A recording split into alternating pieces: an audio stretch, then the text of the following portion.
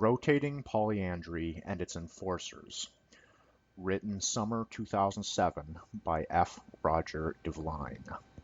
Michelle Langley's Women's Infidelity is probably the first book ever reviewed in the Occidental Quarterly, advertised as shipped in a plain envelope without any mention of the contents on the package.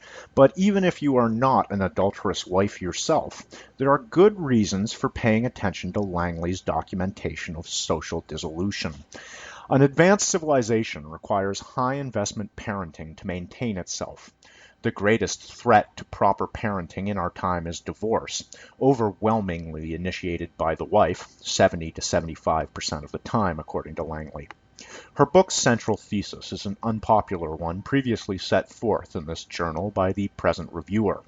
Women are no more naturally monogamous than men. Biochemical research points to a natural 4-year sexual cycle for the human female.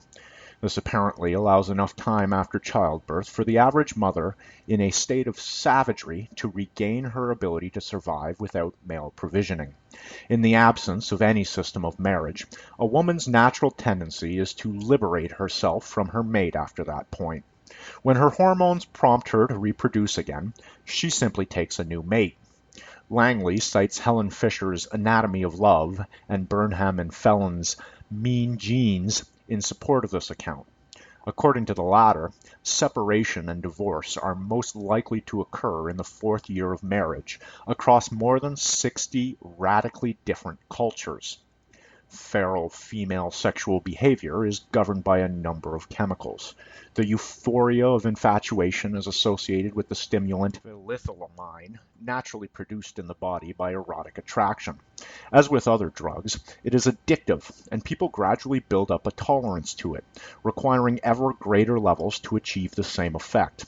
Over time, it loses its power over us, and infatuation is replaced by a calm feeling of attachment to our mates.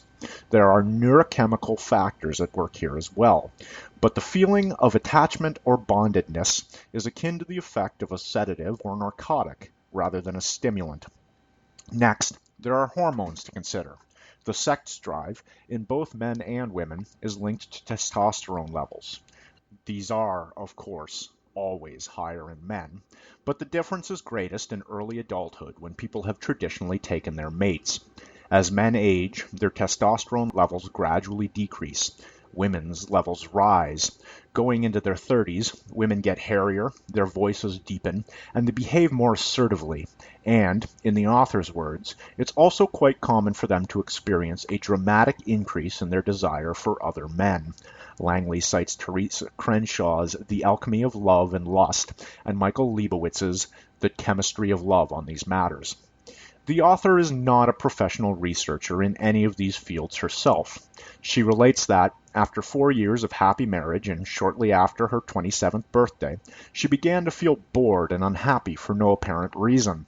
She turned to a number of books and professionals, all of whom agreed that the fault lay with her husband. She adopted this now conventional view for a time herself. Fortunately, and unlike most women, she kept digging for answers. She met women, at first accidentally, who described similar experiences and questioned them. Later, she began seeking women out for lengthy interviews. She eventually interviewed men as well. It is worth noting that she managed to devote several hours a week to this research without any degree in sociology or taxpayer-funded grants. Gradually, consistent patterns began to emerge from the stories she was hearing. By the time I stopped counting, I had interviewed 123 women and 72 men. I found it fascinating that something so prevalent could be kept so secret. What, then, did she learn? First, women are more likely than men to confuse sexual attraction with love. The sexes speak differently of the feelings associated with the early stages of a romantic affair. Most men I have talked to call it infatuation, but most of the women I have talked to call it being in love. Women in particular may believe that, if they find the right person, intense feelings can last. They've been taught to believe that they should only want sex with someone they love. So when a woman desires a man, she thinks she is in love, and when the desire fades, she thinks she is out of love. Women often speak of seeking commitment from men, but this would seem to imply a preference for marriage-minded men over others. Langley observed the very opposite tendency in her interviews. They often form relationships with men who are emotionally inaccessible. Instead of choosing men who are interested in developing a relationship, these women choose men who make them feel insecure. Insecurity can create motivation and excitement. Women who seek excitement in their marriages, and many do, will often forego the possibility of real relationships for the excitement of fantasy relationships. It's not uncommon for women to pine for men who shy away from commitment, while they shun the attention given to them by men who are willing and ready to make a commitment. Much uninformed and superficial commentary on the sexual revolution assumes that men want sex while women want marriage. Langley draws a valid distinction. Women want to get married, not to be married. They often love not so much their husbands as their bridal fantasy, in which the man serves as a necessary prop. Females want to wear the dress and have the wedding. Many women have looked forward to that day their whole lives, which ultimately sets them up for a huge crash. Most women are happiest when focused on fulfilling some part of the get married and live happily ever after fantasy. They are content, even in the relatively unfulfilling relationships, as long as some part of the fantasy is left to play out. When a woman wants to get married, she will usually overlook a lot and at times allow herself to be treated pretty badly. After she gets married, not only is the excitement of pursuit over, after a few years of marriage, the attraction buzz has dissipated too. At that point, many women may find that marriage hasn't even come close to meeting their expectations. Some women feel stupid for having wanted it so badly in the first place. Men, being pressured for commitment, sometimes attempt to point this out. Why is it such a big deal? What is going to be different after we're married? The men are right, of course. A wedding ceremony has no magical power to produce lifelong happiness. Unfortunately, this seems to be something women only learn from experience. One thing that usually does change after the wedding is the woman's willingness to overlook her man's faults. Many men will tell you, "When my wife and I were dating, I could do no wrong.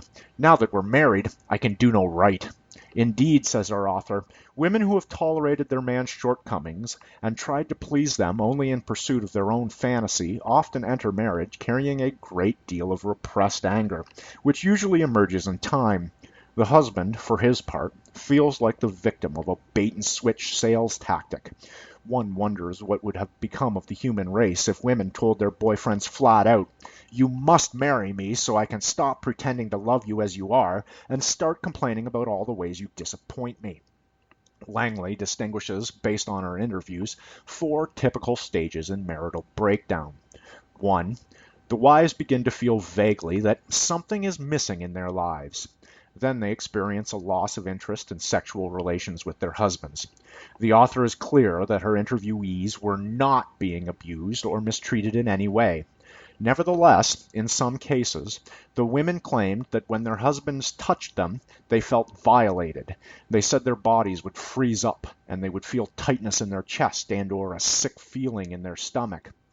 After a certain interval, they experience an unexpected reawakening of sexual desire, but not, alas, for their lawful husbands.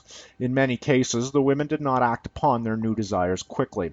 Usually, they would go through a period of feeling guilty, and sometimes try to assuage these feelings by increased attentiveness to their husbands. Women, says Langley, enter marriage assuming they are naturally monogamous.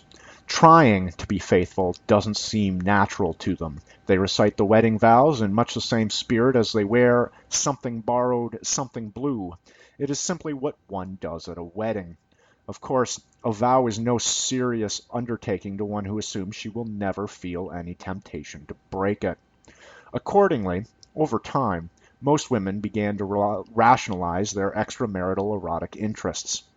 If women simply want to be married and are not naturally inclined to be attracted to other men, any unhappiness or infidelity on the part of the woman is assumed to be due to the men they married. This seems to me a critically important and easily overlooked finding. The widely propagated notion that women are naturally monogamous is helping to nourish the contemporary blame the man for everything mentality. Hence, odd as this sounds, in order to reestablish the actual practice of monogamy, it may be necessary to discredit the notion that women are naturally inclined to it. Once women start believing that their wayward desires can be blamed upon their husbands' failures, they become negative and sarcastic when speaking about their husbands and their marriages. It is then usually just a matter of time and opportunity before the wives proceed to actual adultery. 3. Women's involvement in extramarital affairs speak of feeling unlike anything they'd experienced before. They felt alive again. This euphoria was, however, combined with pain and guilt. Often, before a tryst, they would vow that this would be the last time, but were unable to keep their resolutions. The author interprets this as an addictive behavior related to the brain chemistry of erotic attachment. She conjectures that the high produced by adultery is more intense than that of lawful courtship because of its association with shame, guilt, and secrecy. A plausible hypothesis and a possible topic for future research. Usually, the women did not act decisively to end their marriages, which gave them a sense of security in spite of everything. Divorce produces separation anxiety, which is a sort of chemical withdrawal. Habitual attachments produce a safe, comfortable feeling, like a sedative, and loss of a person to whom we are bonded produces a panicky feeling like that of a child lost in a department store, Langley writes. So these women often lived in a state of limbo for years, unable to decide whether to remain married or seek a divorce. Most expected that they would eventually achieve clarity about their own desires, but this seldom happened. The author's hypothesis is that clarity never comes, because what they are really trying to do is avoid pain. They're hoping that one day it won't hurt to leave their spouse, or that one day they'll no longer desire to be with someone else and will want to return to their spouse. She neglects to mention that it may hurt many women to renounce their husband's financial support as well. Sometimes the paramour breaks off relations with the adulterous wife for any number of reasons. In these cases, the women experience extreme grief, become deeply depressed, and express tremendous anger towards their husbands. In fact, according to Langley's hypothesis, they were experiencing another form of withdrawal. They were stimulant addicts forced to go cold turkey. These women placed the utmost importance on finding a relationship that gave them the feeling they experienced in their affairs. In the meantime, some women resumed sporadic sexual relations with their husbands in an effort to safeguard the marriage. Though no longer attracted to their husbands, desire was temporarily rekindled when they suspected their husbands were unfaithful or showed signs of moving on. In other words, even wives who have been unfaithful for years want to keep their husbands hanging on. They do not want him to leave them. 4. Finally, some women do reach a sort of resolution. This may mean divorce or a decision to remain married and continue their affairs indefinitely. Langley does not mention a single case in which an adulterous wife returned to her husband unreservedly and sincerely. Those who divorced and remarried sometimes expressed regret for having hurt their children and ex-spouses, only to find themselves experiencing similar feelings in the new relationship. In other words, they had reached the end of a second feral sexual cycle, and boredom had returned. The natural female sex drive results in rotating polyandry. Langley even entitles one chapter, "The Commitment Game, Female Version of Pursue and Discard." One can hardly avoid the thought that these women might have saved everybody a lot of trouble by simply keeping their original marriage vow. Like other observers of the contemporary scene, the author notes the pervasiveness of female anger. It's impossible to understand anything about women in this country today unless you understand that A, they're angry, and B, their anger is directed at men. Women today aren't seeking equality. They want retribution. They want revenge.